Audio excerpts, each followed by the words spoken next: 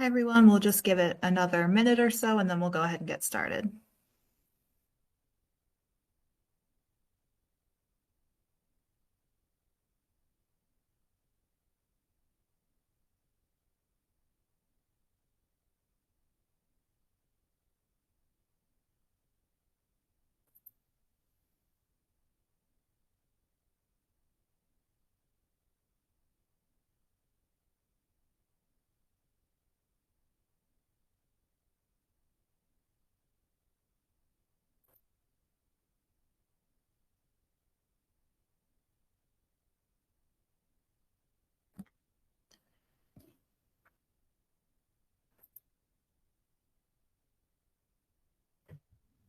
Okay. Thank you guys for joining us. This is Fire Tree's monthly webinar. This is primarily for family and community members to talk about an aspect of addiction or recovery. We've done several of these webinars on a bunch of different topics. We covered MAT, we covered continuing care. If you look in the footer of the PowerPoints at the bottom of some of the slides, it includes our Firetree website, our YouTube link that has the archive. So if you have missed any, please check those out. And additionally, if you have any questions as we're progressing through these slides, you can access the Q&A box. And then at the end, before we finish up today, we'll circle back and I'll answer any questions that may be in there.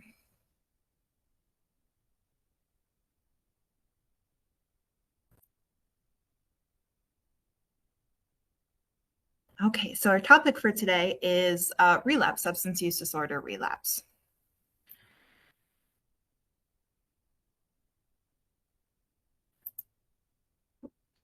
Okay, some objectives for today.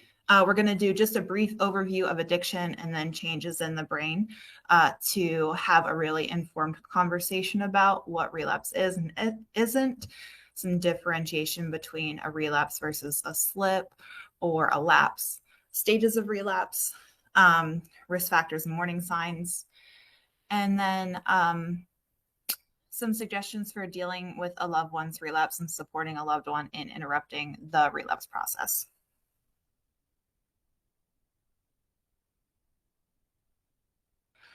So to start from the beginning, substance use disorder is a complex brain disease that's manifested by compulsive substance use despite harmful consequences.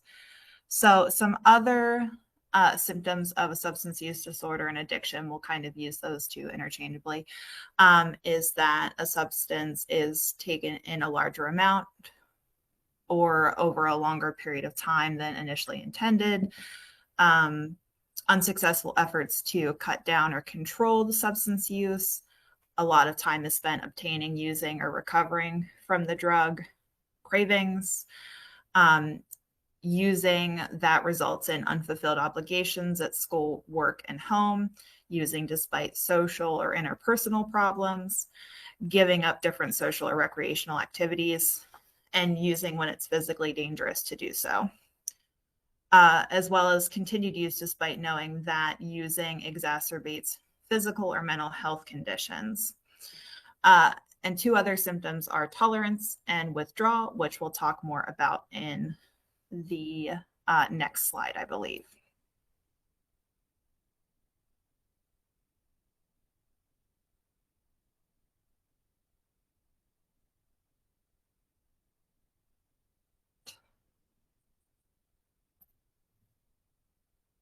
So changes in the brain.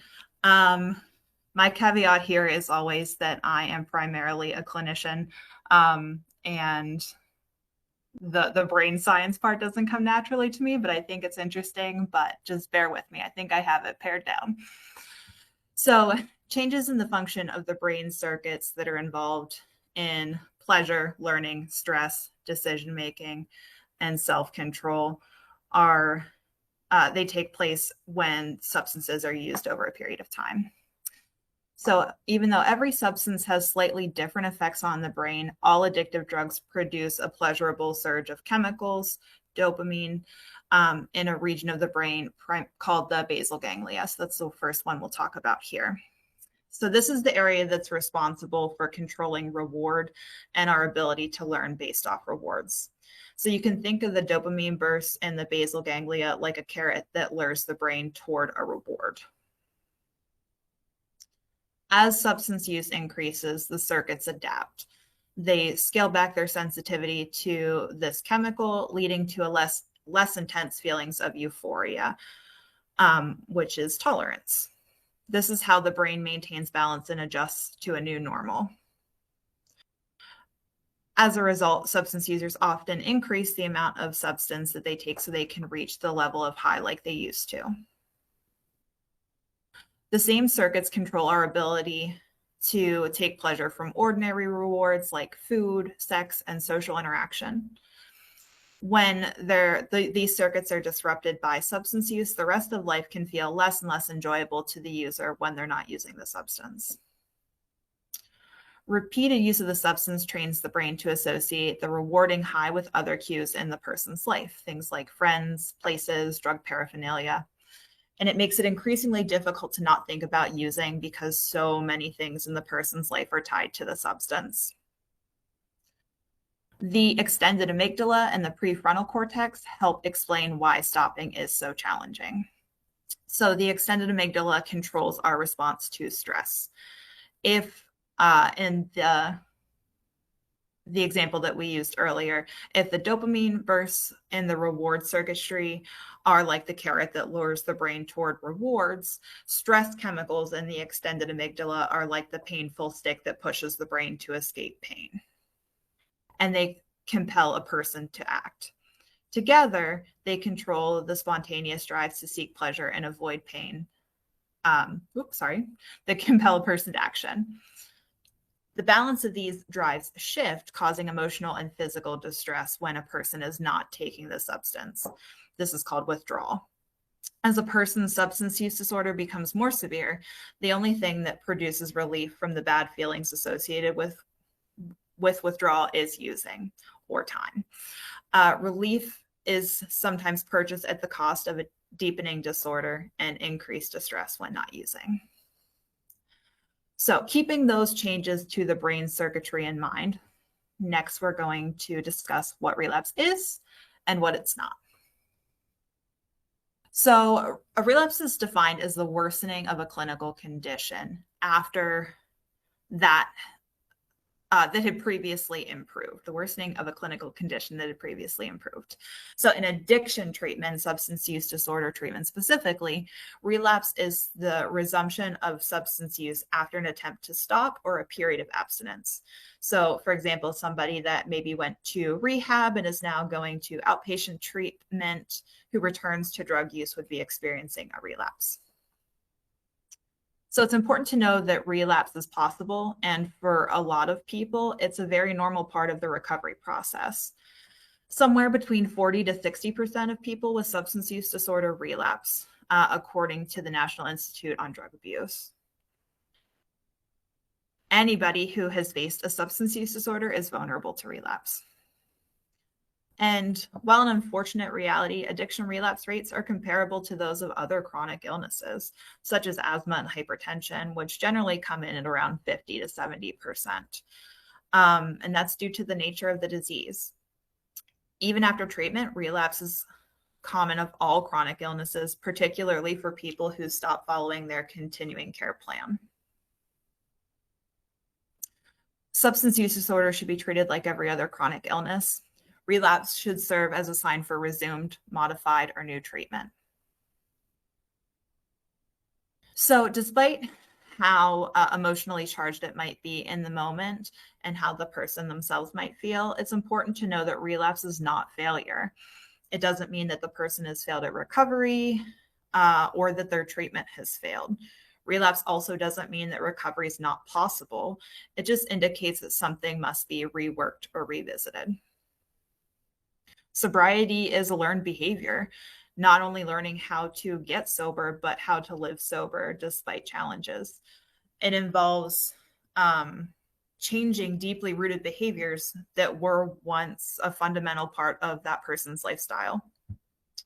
As with learning anything new and difficult, this takes time and can be a process of trial and error, and there are bound to be mistakes along the way.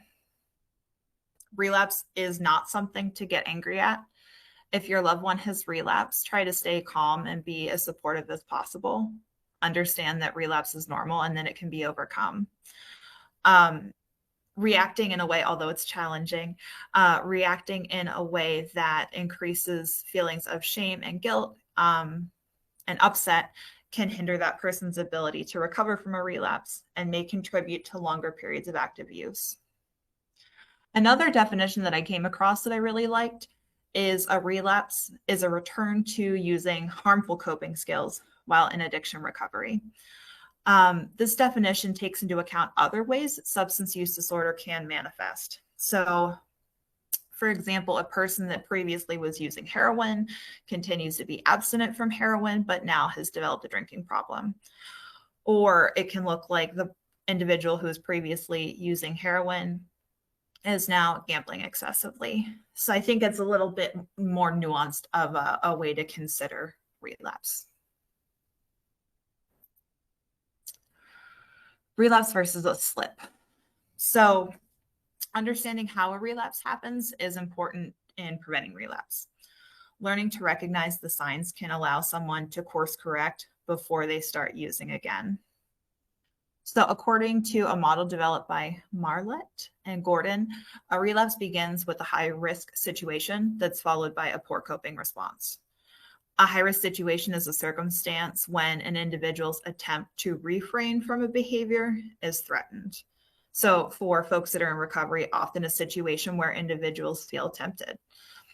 These situations can often arise without warning. When this happens, a person may experience decreased self-efficacy and are more prone to a slip or a lapse. For some people, a lapse is followed by a sense of guilt and failure about using again. Then they might believe that drugs and alcohol will feel good and alleviate those negative feelings, and that can lead to a full-blown relapse where a person returns to uncontrolled use. But in talking about a slip and a relapse, there are some subtle differences depending on who you ask.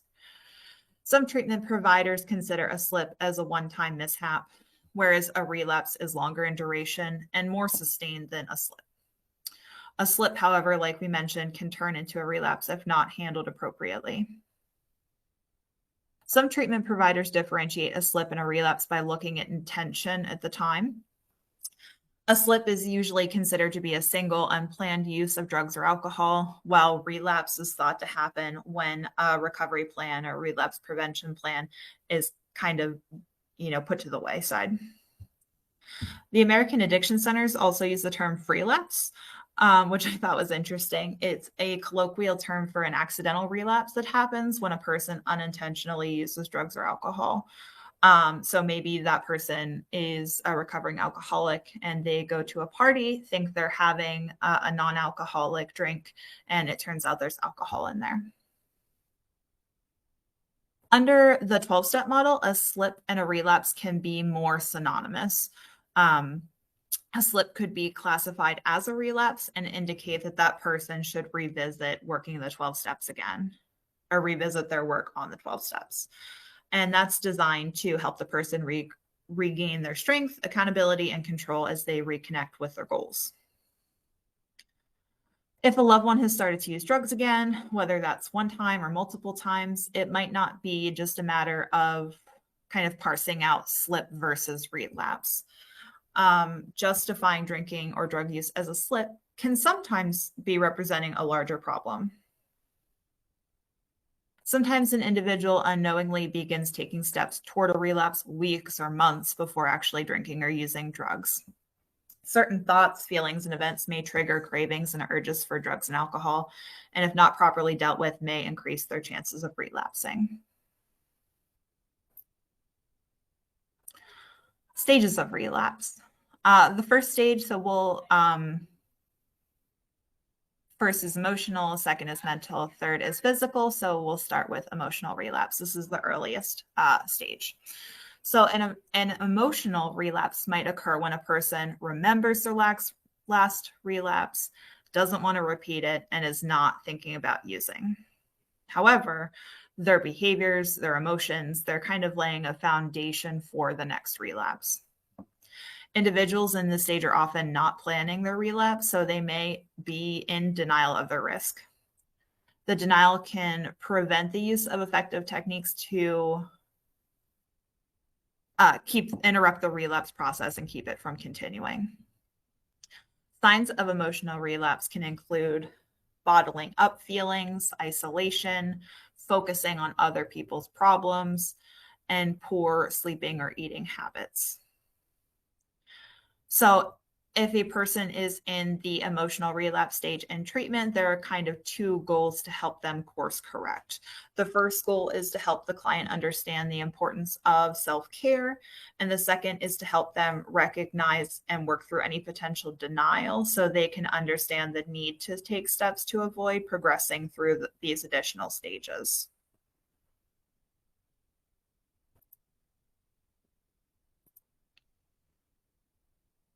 Mental relapse. During a mental relapse, the patient, the client, the individual has an internal struggle between their desire to remain abstinent and their desire to resume using. Signs of a mental relapse can include craving a substance, thinking about people, places, and things associated with their use, exaggerating the positive, so glorifying or minimizing the consequences, lying, bargaining, trying to plan ways to use while still maintaining control, seeking opportunities to relapse, and planning a relapse. So in this stage, treatment providers can help clients recognize and avoid situations that increase the risk of physical relapse, so our final stage. They may be at significantly increased risk of a physical relapse during special events, social events, holidays, a trip, when they might be engaging in like mental bargaining to justify their use. Some individuals in early recovery may set up unreasonable expectations that they'll believe that they'll never again think about using or have a relapse. Providers typically will emphasize that the occasional thoughts of use or cravings are a common part of recovery, and they can help the individual equip themselves with the skills needed to work through those thoughts when they creep up. And that can be kind of important to consider too, is that if a loved one is acknowledging like, hey, I'm having some thoughts of using, or I'm even having cravings, that is not necessarily a reason to panic, and there's still time to kind of course correct, and it doesn't necessarily indicate relapse. All right, and lastly, physical relapse. So this is the final stage of relapse when an individual resumes the use of a substance. So as we covered earlier, most individuals with a substance use disorder have difficulty controlling how much they use. So the likelihood that one drink will lead to many more if not corrected. So a lapse, a slip leading to a relapse. So that initial lapse can lead to an increased obsession with further use. Individuals who experience a lapse may also consider it in a really kind of black and white manner and decide, since they have already quote unquote ruined their abstinence, that they should get the most out of the lapse. And this is called abstinence violation effect. Many physical relapses occur during times when the individual thinks their use will go undetected. And working with individuals in early recovery, providers need to ensure that they have skills necessary to recognize these high-risk situations and avoid using. Common relapse risk factors. So as we said, people who relapse will often face risk factors in the days, weeks, months leading up to the act of actual relapsing, physical relapse. These usually come in the forms of difficult feelings or experiences that really challenge their ability to cope with their substance use disorder without, and just life in general, without using their substance of choice. The greater number of risk factors, the higher risk people tend to be at for relapse. So this is from the American Addiction Centers, and some of the most common risk factors for relapse include exposure to triggers. Triggers can involve social and environmental cues that remind a person of using. So social cues can be seeing their old drug dealer or a friend who uses drugs, and environmental cues can be paraphernalia, a place that they used to use frequently. And those can lead to more intense cravings, which can contribute to relapse. Stress, if an individual has high levels of stress and poor coping skills, they may turn to drugs or alcohol for relief. Negative emotions, anger, anxiety, depression, and boredom sometimes can increase the risk for relapse. In particular, research has shown that work stress and marital stress have pretty significant contributions to relapse. Similarly, interpersonal problems. So, conflict with friends and family can lead to those negative feelings, which, if not properly managed, can also contribute. Conflict with others has been found to be involved in more than 50% of all relapses. Peer pressure. Family or friends who use drugs or alcohol may put pressure on the individual to use, and that can be kind of explicitly or more covert. Many times, simply being around other people who are using drugs or drinking can stir up strong urges and put an individual at increased risk of relapse. So having friends or family members who use is a strong predictor of relapse as well. Lack of social support and isolation. So we'll talk about this one a little bit more in a minute too, but having a limited or negative support system can make it difficult to cope positively without using drugs or alcohol. Pain, injuries, accidents, medical issues. Doctors prescribe narcotics a lot of times to pain patients, or individuals might seek out those kind of drugs, opioids, narcotics, illegally to try to manage their pain on their own. People with a history of addiction problems may have a difficult time controlling their use of opiates, even if it is under the guidance of a doctor. Low self-efficacy. Efficacy is a confidence in your ability to succeed in a certain area. So studies have shown that people with low self-efficacy in their abilities to stay sober have a higher risk of relapsing, while those with a sense of mastery over their sobriety are more likely to cope effectively. And then positive moods. So this might be pretty surprising. Not just negative emotions, but positive ones too can also be a risk factor to relapse. When a person with a substance use disorder is happy, they may want to enhance those feelings by using drugs or alcohol. Celebrations like anniversaries, birthdays, weddings can also lead to relapse, since those events are often associated with alcohol. Pride and overconfidence.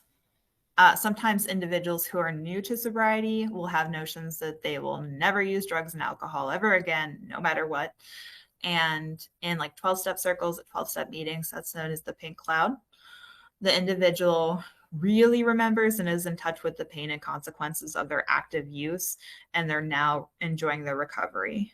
So while it's a great feeling to be confident in recovery, it's important to be mindful that everybody is eligible for relapse. No matter how confident a person feels, they're encouraged to follow treatment recommendations and follow their relapse prevention plan.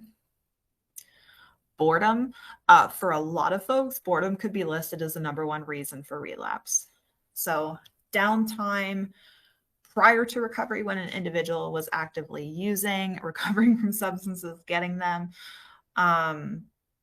that's really what their time's was involved doing. And so individuals new in sobriety often find that they have a lot of time on their hands. And when they're bored, when they're isolated, they're left to kind of deal with and confront their own thoughts and emotions. The more that uncomfortable emotions are acknowledged and accepted, the better people are able to cope with them. So this is kind of a double-edged sword. So people should be cautious to not fill their time with activity after activity as a means to avoid. But it's not super healthy to be bored in early recovery. So developing new hobbies, self-care tasks, going to recovery-related therapy or support groups are all ways that people can fill their time in early recovery. And lastly, mental health. So substance use disorder sometimes can kind of cover up or hide mental health concerns as well. So that can be anxiety, depression, post-traumatic stress. So if mental health issues go unaddressed, and if an individual doesn't know how to properly cope with those symptoms, they can trigger an alcohol or drug relapse. They're not used to experiencing those psychological symptoms without using alcohol or drugs as their primary coping mechanism. So that makes treatment of these conditions essential to achieving long-term sobriety. Warning signs of relapse. So obviously, if someone is under the influence, the visible effects of those drugs are pretty good indicators for relapse. But it's important to keep in mind that a lot of people with substance use disorders have developed, and in a lot of cases, perfected ways of keeping their substance use hidden from their loved ones. If a person is new to recovery, the active effects of drugs or alcohol might often be the only symptom that and others can rely on to determine if a relapse has happened or not, because they've not had the time yet to make other lifestyle adjustments that are associated with ongoing recovery. So the signs of relapse might be more subtle. For people in longer term recovery, others can usually see more clearly behavioral changes and warning signs associated with relapse, like somebody suddenly disappearing from their home group meeting, or other behavior changes like changing priorities, compulsive behaviors, thought distortions, isolation, more unstable emotions, withdrawal from support groups or sober friends, more restless, more irritable, and generally more discontent. So like we've talked about, users of all drugs are susceptible to relapse regardless of what substance they use. In terms of relapse rates, research has shown that alcohol and opioids have the highest rates of relapse, with some studies indicating that relapse rate for alcohol can be as high as 80% during the first year after treatment. Some studies for relapse rates of opioids put them as high as 80 to 95% during the first year of treatment. And other substances with really high relapse rates are stimulants and benzodiazepines. And I just wanted to touch on why opioid relapse and overdose is really concerning. So when comparing opioid relapse with other drug relapses, there's kind of two components to consider. First is the rate which opioid tolerance builds, which increases rapidly when compared with other drugs. So they're quickly forced to take more and more of the drug to achieve the same effect. Then when they become sober and they experience withdrawal, their body and their tolerance levels kind of react accordingly, and their tolerance kind of decreases closer to a baseline. Then when they relapse on opioids, a lot of times they take the same amount that they were using before their body and their body isn't ready to process that amount of drugs because the tolerance has lessened. And additionally, the surge in fentanyl's inclusion and mixture within other opioids has created a really lethal scenario for opioid overdoses.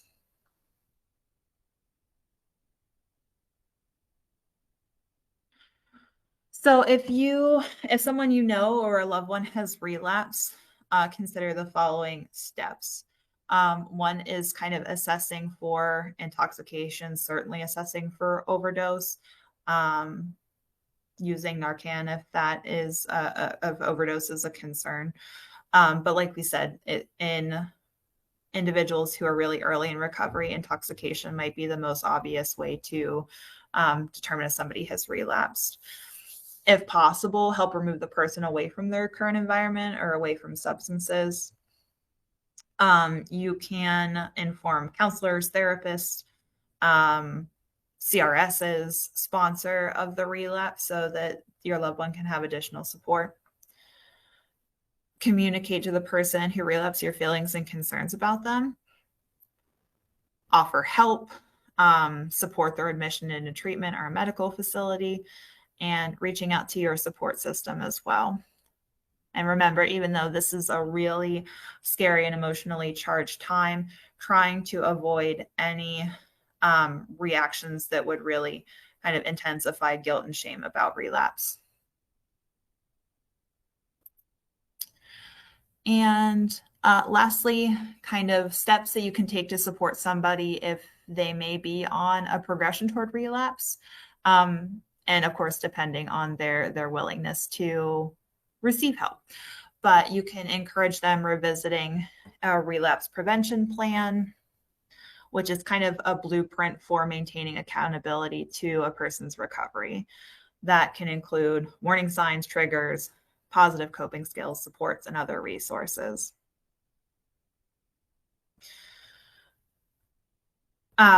Increasing their meeting attendance. So meeting attendance and supports are not a guarantee to maintaining sobriety, but they can add an additional layer of accountability and support, which is protective. You can encourage them to seek out support groups, maybe attend daily meetings for a period of time, and just take these steps to help solidify or kind of stabilize their recovery. Encourage them to have open conversations with their supports. Encourage them building a sober network and being involved with a sober network. So socializing with sober friends, even if it's attending events that are like movies, concerts, sports events, that can do a lot to help offset boredom and isolation that they may be experiencing. A focus on increasing self-care practices. So neglecting self-care can really be detrimental in recovery. You can encourage your loved one to recommit to activities that will improve mental health, participating in outpatient therapy, really focusing more on relaxation techniques, support them paying attention to their needs. Staying on top of things can, especially like challenging emotions or high-risk situations, can help them help prevent them from acting impulsively in those high-risk situations. And committing to healthy routines. So as the warning signs for relapse begin to gather momentum, the healthy routines that your loved one has established in recovery might start to fall away. Lapsing back into pre-recovery habits can be signs of impending relapse. So supporting your loved one in recommitting to keeping a regular daily routine. So these are kind of steps that you can take to support your loved one that's in recovery and maybe experiencing some challenges. So as we wrap up here, if you have any questions, you can again use the Q&A box. And while I see if anything comes in here, our next webinar is scheduled for August 15th. We'll stay at the 12 o'clock time frame. Again, we have our website link at the bottom there. And if you go to YouTube and you type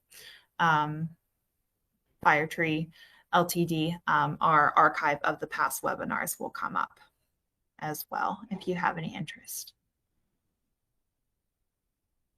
Okay, So I don't see any questions in the Q&A box. So we'll wrap up. Thank you so much for joining us for our webinar, and we hope to see you next month. Thank you.